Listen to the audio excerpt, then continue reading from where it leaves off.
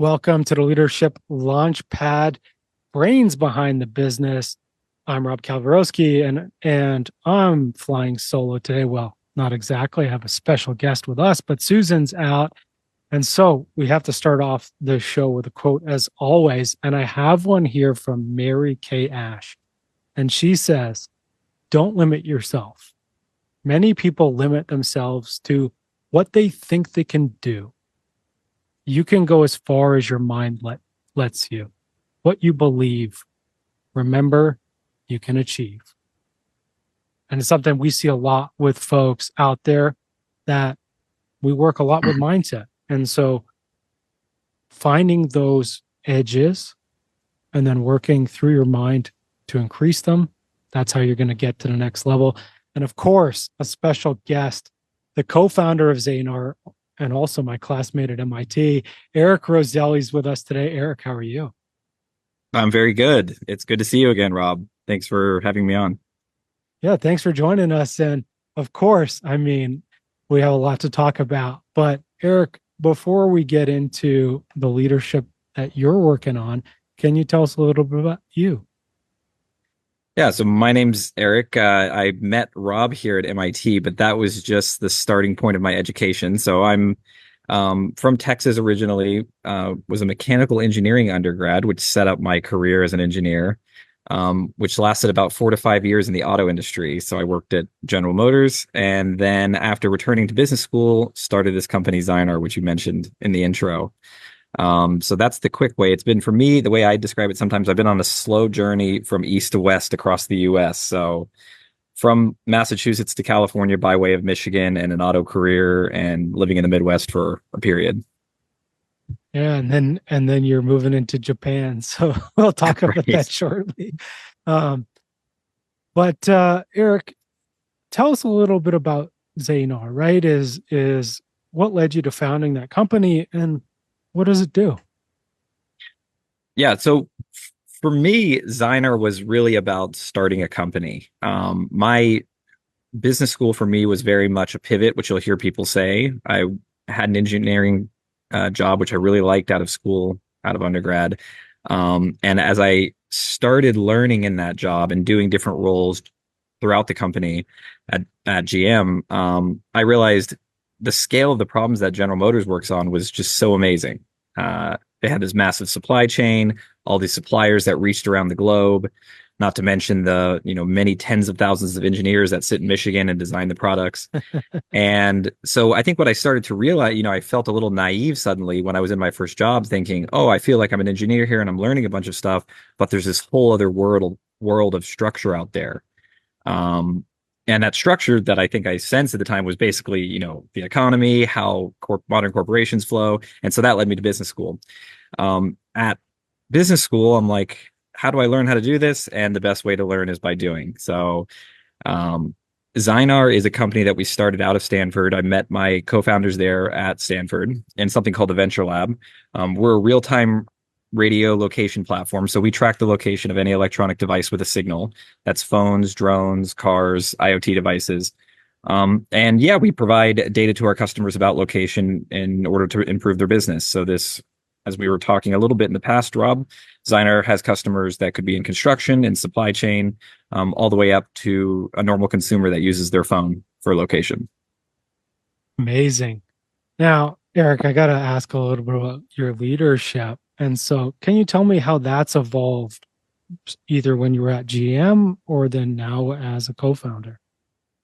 Yeah, so I will say, like, at the business schools, especially in, the 21st century, they talk a lot about leadership. And so that was a very valuable part of my education for me. And something I think I realized at business school, which I still think about a lot today, is when I started at General Motors, the benefit for me at being inside a big company early in my career was having role models and having really good leaders around me to look up to, because, I had seen leadership on sports teams in an undergrad, but really stepping into a corporation like that, it's very easy to tell. I think you see who the good executives are and who has the good leadership skills. So that was something in my career that I've always, set up an aspiration for me to try to be like those role models. something I think that I've learned and changed about is like that thing I said about starting the company, which is learn by doing. Yeah. So I very much observe these good leaders and their behavior, and I thought, oh, I could do that. I could just run a meeting. But just stepping up in front of 10 people and then realizing, wow, what I say in this meeting will direct the work of these people for a while. Um, that was, I think it was a big learning. Making it real for me is something that is allowed me to find my actual grounding in like what is important to me as a leader. What is important to you as a leader? Yeah. So something that's, I think the biggest thing for me that drives my interest in like staying involved in in the company and leading people is just the humanity of each individual person. So like with this startup journey, something that continues to give me excitement day to day is that when, we meet a new person, we go through the interview process and we hire them, that person is a person. They have their whole family, their life, their own hopes and dreams and aspirations. And so, what's important to me as a leader is recognizing all of that. I just think it's, the nature of work and how we all live in this world. We're all going to be working a lot and spending a lot of time with our coworkers. And also it is a big thing, you know, especially at a startup, but the mission of your company is part of the mission of your life in that way while you're employed. So, I, from something as small as learning about people's hobbies and getting to know them, of course, is interesting, but also just seeing people actually take on the challenges of your own company themselves and take it forward. It's like, wow, that person was kind of being sold the mission 6 months ago, and now they're like a big leader inside the company and pushing things forward and making changes. That is the most important part and the most rewarding part, really. It's amazing. Yeah, it's something that I think is lost in a lot of big companies is that personal touch. And obviously, we depends on the leader, of course, right? But it's something that I think smaller companies have huge advantage for.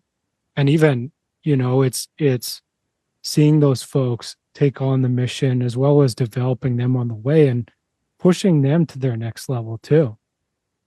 Yeah, and it's funny that the big company versus small company thing, that's been a big part of my career, like recognizing that dynamic and how leadership is a part of both those places.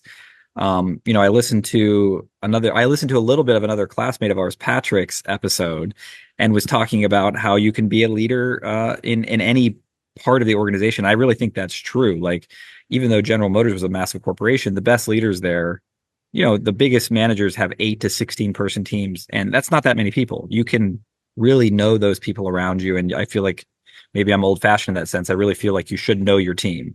And everybody has a different comfort level with how much they bring to work of themselves or how much Totally. their hobbies they bring, but adjusting for everybody's personal comfort, like everybody should know everybody to some degree. It's not old fashioned. That's actually new fashion, apparently. It's a lot of what we do as leadership coaches, but Mm, it's funny that yeah, it's like we're moving away from the idea of human resources to just humans. And I think it's refreshing, obviously, for me, is to hear you speak about this because it's incredibly important. And also, like, I have tons of data that will back up that it's better. yeah. But it's always starts with the leader's mindset. Yeah. Yeah. And that's like the thing that was scary about day one, day two of the startup is I think when I first went to business school, there's some of that reaction. You're an engineer, you're a technical leader, and you're coming into a space where there's no hesitation talking about leadership. Like, just like there's classes before about engineering, there's classes about that. And so it can feel a little weird. I think many engineers have this experience, but the reality is that's just an attempt to try to put down these things that we're saying to each other. Like, when you step up in front and it's your job to lead, what have you thought about in the past and how do you actually maybe implement some things that other people have thought about before? It's super interesting. Now, I would love to pick your brain a little bit about, like you mentioned, working in Japan. And of course, there's a lot of different elements from their culture that are not similar to United Mm. States. Like, how are you navigating that? As well as what are you bringing from obviously your past and what you do know to Japan? Yeah, it's a great question. I mean, I will say I feel very much more comfortable now, but it's been a process of learning. Mhm. The first introduction to the market, the Japanese market, as you're sort of alluding to, does function different from a couple different ways. So corporate entities there have a hierarchy of executive structure, just like we do here. But the decision-making process often is driven a little bit differently. So that was one big thing to learn. And what I mean by that is that it's clear who will make the decision, but there'll be many inputs along the way. Actually, the whole hierarchy contributes to the decision. Um, so that's been very interesting. And then I think, you know, now that I'm more comfortable and I know people at my job sites and I know my counterparts at our clients, I think my learning here at the end is that it's very much the same. Like the best leaders there in that Japanese corporation have a connection with their workers. They're very close. They have, it actually the corporation we work is trying to implement a lot of things like you'll see here in the US with corporate culture, and developing young talent. So it's kind of like that experience when you travel where you have both experiences at the same time. You're like, wow, this is so different. And then you meet someone and chat with them over a coffee or a beer and you're like, oh, they're kind of the same too. They're the same as us. They're people. People are people. Yeah. And that it's really, and I have both through my clients there and then just people I've met in the city, because I've spent sometimes up to 2 months there.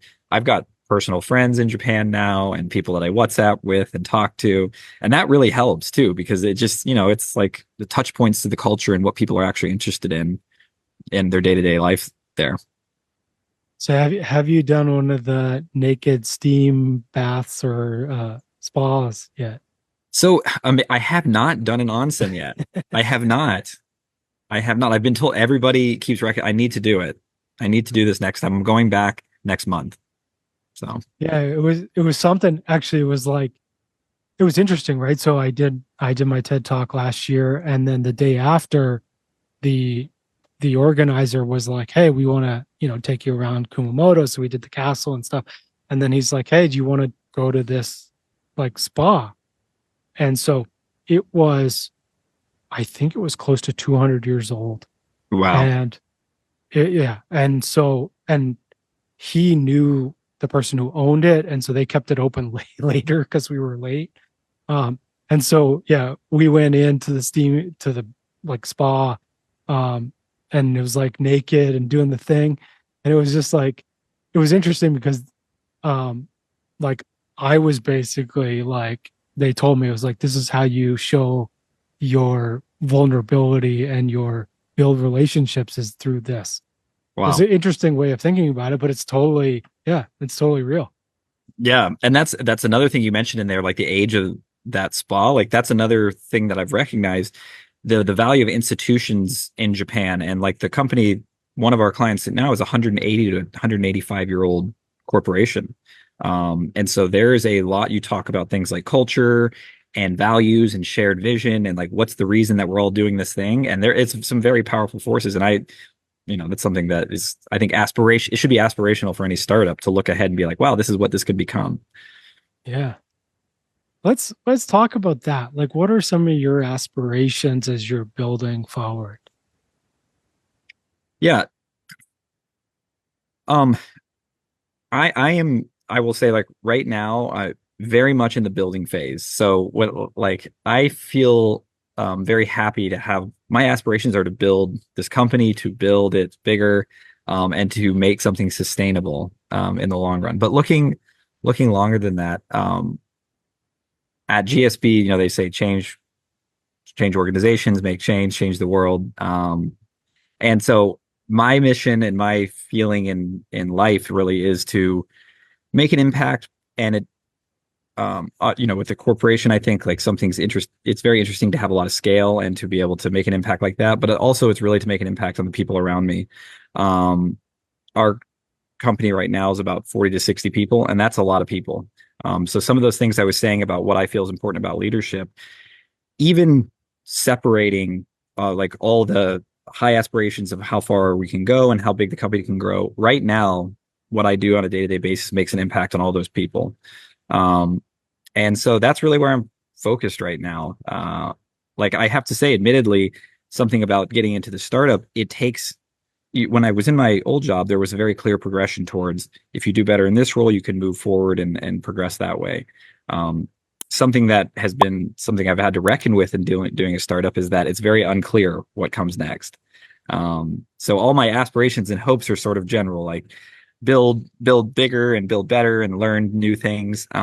But my goals right now are focused on making a good impact on the team here and trying to do some of the basics well, which is like building an engineering organization. I think Mhm. when I came into the process, I thought I've observed good engineering organizations. I have thoughts. I know how to do that. But going through the process, just like learning about myself as a leader, um, is really, putting my own skills to the test and testing my own limits. Mhm. Totally. I would love to hear about that transition in terms of like what are some of the biggest things you've learned as you've been scaling to, 60 people? Yeah. Um, so when I've thought about this question in the past, it one answer always comes up, and culture is always there. It's a learning that I have been real with myself about what I've learned. It falls in that category of things, coming out of business school, after completing that curriculum, it's kind of like, okay, so I have these sets of tools. I think I understand in these case studies why culture is important, but and like you see it, but it becomes very clear when you're in your company. So like we did back in the day, we started working on this project about 7 years ago. So after some initial pre-seed funding and getting a space to work in, we're sitting there on the first couple of weeks. I mean, not quite literally day one. I think day one we were building shelves and desks and stuff. But like day 5 or day 10, we have a little happy hour on a Friday, 5 or 6 co-founders, and we're sitting around saying, what's our culture going to be at ZaiNar?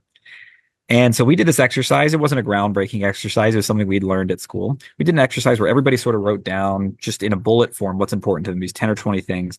And then over beers, we sat down and said, what are the themes of these? So we came up with, 3 themes: fun, innovation, trust. And so our cultural setup here at ZaiNar is that anything anything you're doing at work or anything you're participating in, hopefully brings one of those 3, if not all, at all times: fun, innovation, trust. And you can imagine some of the things that people wrote down that filter up into those.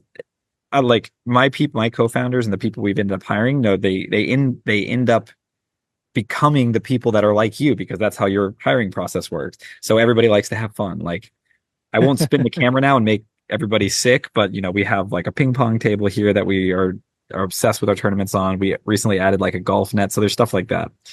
Um, Innovation side, again, kind of self-explanatory. It's like everybody was joining the team to do something special and to make changes, and also just they're all technical geeks like myself. So that was there. And then the trust piece was really the piece that was maybe more abstract, but came from a lot of comments of everybody recognizing on day one that it was going to be a team effort, that we all have individual skills. You have weaknesses that I don't have, and strengths, and vice versa. And so, sort of a long way of getting to, when I look back now, every time that we have all of the conflicts that are sort of hard to deal with as a leader, they almost always rely on one of those principles. It really is like your structure, it's your scaffolding for the company. Because a technical decision, as a technical person myself, like the best technical decision should be easy, because you put a bunch of inputs around, you have a bunch of trade-offs, maybe there's uncertainty in your assumptions, but you're going to make the decision. But everything else is sort of abstract. And so the only thing guiding it oftentimes is like these things like culture. And so that has been, I go back and forth with it every day. Like even as we launch Japan, we're having obviously a stressful crunch time, and I'm recognizing how much these central guiding things can really help us stick together. Yeah, it's amazing because, a lot of folks they sort of look at like having corporate values as like, just some exercise, or they hire it out and they just get someone to make something, but how central it can be to your culture and your growth and how everyone behaves. Yeah. Yeah, it's been, and we have, to support it and to sort of bring it back into people's minds. For example, we have a monthly sort of award you can give out. So anybody can publicly call anybody out for participating in one of those 3 things. And I have to admit, it's another thing that at the beginning when we were small, it felt like you're almost going through the motions. But because that's what you are doing in effect in some way, but it's become this fabric for us. And yeah, it like even me participating in it, I find myself stretching for like, wait, did I participate in that this month? I guess I didn't, or I guess I did. And It's it's actually a huge thing though. So of course, like I coach a lot of leaders that have gone from basically, the co-founding team to that scale of 50, 50 folks or, 5 million in revenue, kind of that. And they're trying to figure out that next step. How do I get to 10 plus? How do I get to 100 plus people? Like those type of things. And a big problem is actually exactly what you're mentioning is like they their culture was sort of like, well, it was five of us and we just kind of did our thing. And then now it's 50 people. And so it's not strong. It's sort of just like we hired some folks and like we don't really know who we are. That's a thing that often, and then the other side is like yes, processes, procedures, like all the stuff that you would have seen for sure at GM, yes, right? Is like, how does, when we hire somebody new, how do we get them onboarded?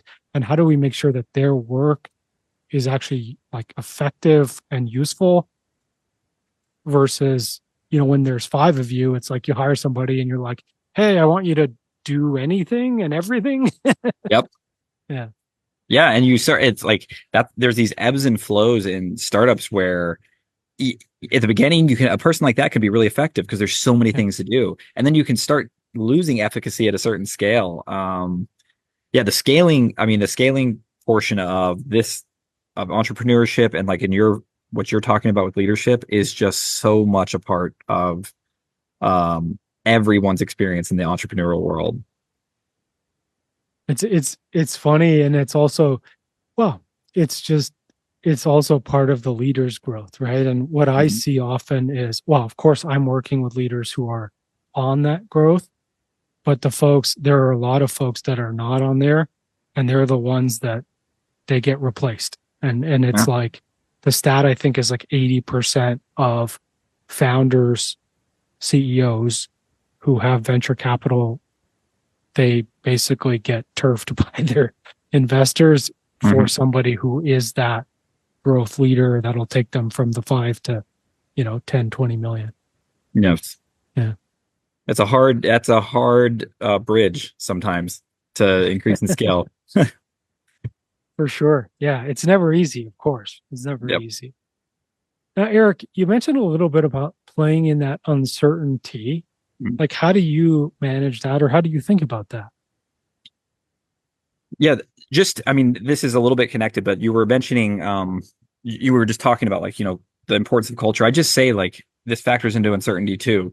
If you look at our workforce now too, obviously COVID in 2020 and some other changes too, maybe as a result of COVID, our workforce is physically dispersed, obviously more diverse than ever before, and even from our customer-driven side. So, uh, I would just say those aspects become doubly important in those type of scenarios under stress scenarios. Uh, yeah. Sorry, what did you want to talk about next?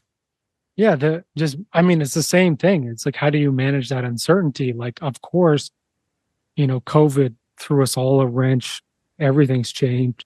And especially now we're talking generative AI, but also just like as you're building a business, like things change and evolve as you learn more. So how do you navigate that, not having that clear picture of the future? Got you. Yes, that is something like the learn by doing and the what I wanted to do in starting a company in order to test my own limits. That's exactly one of the big pieces, which is what's your job as a co-founder? What's your job in raising money and deploying that capital? And I think a huge portion of that job is managing uncertainty, which is very challenging. So the way I think about it is like I'll be honest, like it's not hard to get investors and people around you to talk about risk and uncertainty. Everybody's very well versed in raising the concerns. So it's definite, it's something that you're going to hear about and take into account. But I don't think it can be when you go to implement the plan that you've chosen, that can't be on the front facing presentation of it. So the way I think about it is like the reason we have the trust aspect of our culture is we can say anything to anybody, and that really does manifest here. Like it starts as a little bit of a comical relationship back in the 5-person company days of like, oh wow, the CEO position is just being yelled at. But it's actually been really valuable going forward, where we will have very real conversations about almost, again, where it's like comical in our Friday meetings of like, oh, what could be a risk, what could go wrong, and we put it all out there, and so everybody's real Yeah, scared. And then obviously once you put it all out there, then you start to say, okay, let's tick down to these and see which ones are real. Um, and so the other aspect of the trust pillar is that once we make a decision and everybody agrees it's the best decision, there's no looking back for now. Now, obviously, some doors are one way, two way. You might change a decision if you learned new information, but hmm we really agree to coalesce and then move based on that decision. So that's the thing I found the best. And I think looking ahead, and I mean, I don't have to do a list here of why there's uncertainty in the world now. I think any leader can appreciate that, but it's going to be a skill for any leader in the next 6, 12, 24 months, probably our lifetimes, for however you want to frame it. So I think it's an incredibly important skill. The other thing with uncertainty, I think, for to stay a little bit more specifically about our company, as I pointed to earlier, there's some hardware in the background. So, we have software aspects, hardware aspects in our company. And so it's that same thing. Like, when you have to spend money to make a new version ready, are you spending that money because a customer signed a contract? Are you spending that money because you need to make a proof point or a pilot? So just being really clear about what you hope to gain from every time you're taking an action that, of course, uses resources, uses people's time. totally. These, I mean, great tips. And I would love if you could say anything to our listeners out there about how to be a successful leader in 2024 and beyond. What would you say? Mm, it's a great question. So one of my sort of hobbies about it, one thing I think you should do as a leader is study history. Um, the uncertainty we're facing in the globe, but I think also for business leaders specifically, the uncertainty we're facing in financial markets and economic discussions, that is not something that has to be discussed in a lab. Not every discussion has to start from like, oh, we're in a classroom talking about the fundamentals of how you design a society. Like, if you study history, if you read good literature, if you read about what people before you have done, you can learn a lot. So it's something, like, I don't know if you relate to this, Rob, but like for me and my career, it's been a second part of my career learning, or second so far. Like, I came from an engineering school. I've been watching space videos since I was a kid. Like, I love space and science, and my YouTube feed still has a ton of space, but I introduced this history side. Yeah, And so for me, it's been really personally rewarding, to just see this stuff, because even, like, I'll give even a more tangible example. For me, um, learning the history of Silicon Valley really helped me talk to, for example, venture capitalists.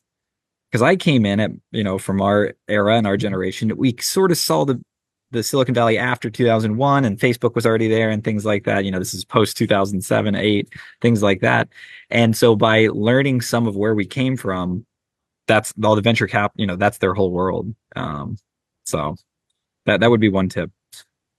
I love that tip. I really do. And it's a lot of the stuff. I mean, you can hear this from Ray Dalio. You can hear this from a lot of folks, right? Is like they talk about history, and obviously history repeats itself. Yes. And even where we went before is people are still people. Yes. Just context has changed, but behavior typically doesn't change that much. And there's a lot of neuroscience there, but that's where there's the opportunities to learn. So I totally love that. I also watch um, wild archaeology things that I really Yes. nerd out on in my spare time. Yeah. Well, the other thing I'd say about that, you said the context changes. I think it's very easy to look at something and say, oh, well, the context has changed so much that nothing's applicable from before. And it's like, That's when you actually look at the details, well, no, it hasn't changed. Like, everybody, as everybody listening right now will know, AI, you cannot open a newspaper. Well, I shouldn't say newspaper. You can't open a web page or anything without seeing the word AI. So a lot of things are changing because of AI. But when you look at when we've introduced other tools to our world and what's changed, there's other examples for what's going on here. And so for me, it actually, for me, as you talk about like why do I think it's important for a leader? For me, what it does as a leader is it allows me to calm down.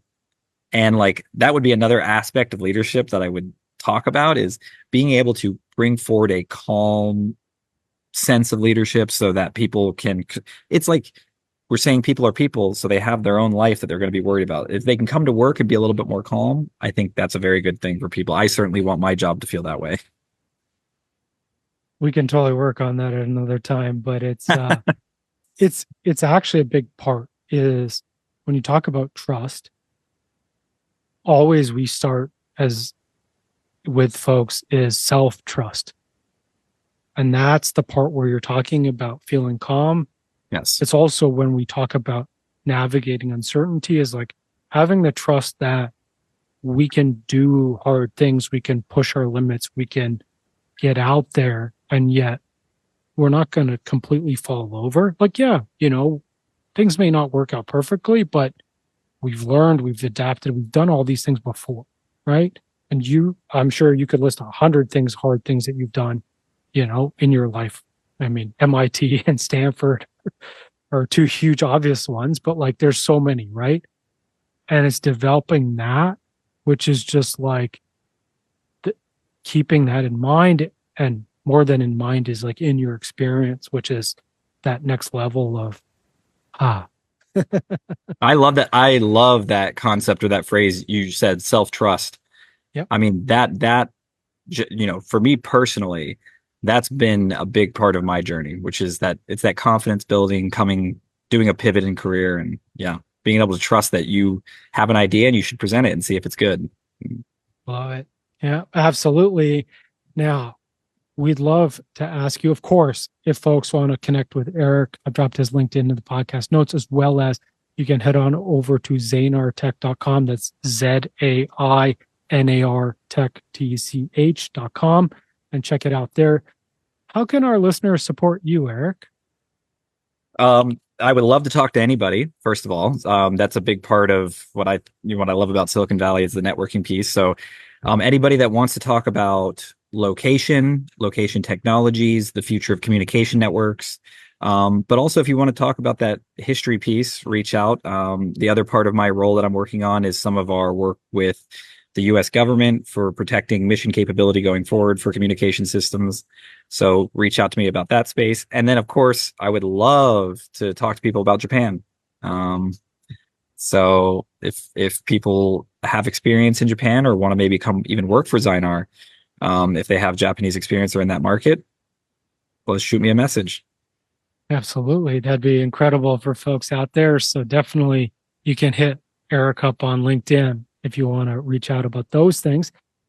Now we got to ask you our favorite question here on the Leadership Launchpad. What do you want your legacy to be? I want my legacy to be being remembered for my impact on those people. So not for what I built or, so maybe a technology I worked on. I want basically people to smile when they remember me and to have a good feeling, because those are the people that I think about in my life, the leaders and the mentors that I mentioned at General Motors. I'm still very close with those people. They, professionally, obviously they've had a huge impact in my life, but personally, when I look back, especially now, I realize how much that set up where I was going. So I hope to be that for people, to be as specifically as a leader for people around me, not just on my team, but my peers, Rob and our peer group from the engineers we know. Amazing. Folks out there, of course, connect with Eric and check him out, as well as for us, obviously, head on over to elitehighperformance.com for any executive coaching, leadership development, and other needs there. Eric, it's been incredible to reconnect with you, of course, and I love the mission that you're on and the way you're going about your leadership. Thanks for joining us this week. Hey, it was awesome to talk, Rob. I really like what you're doing too with this podcast and what you're talking about. I've followed you over the years on LinkedIn, talking about your own journey and what it means to develop in your career. So keep it up, and Yeah, thanks again. Thank you. And folks, I'd like to land everyone in this element of trust and self trust, right? And as always, we talk about self trust before we can start to cultivate trust outwardly. And it's exactly what Eric was mentioning, right? Is if I can show up as not necessarily a calm leader, because, we have different needs, but if I'm confident in myself and that as we're going out there into the world, we're trying new things, we're trying to penetrate new markets, we're trying to scale. If I have trust that I can navigate that uncertainty, our team feels that. And that's what builds that internal trust that Eric was talking about through the whole episode about that culture. And that confidence ripples out, and then your team can feel confident that they can take those steps and build towards it too. Eric, amazing to have you on. Everyone, thank you so much for listening, and we'll see you all next week.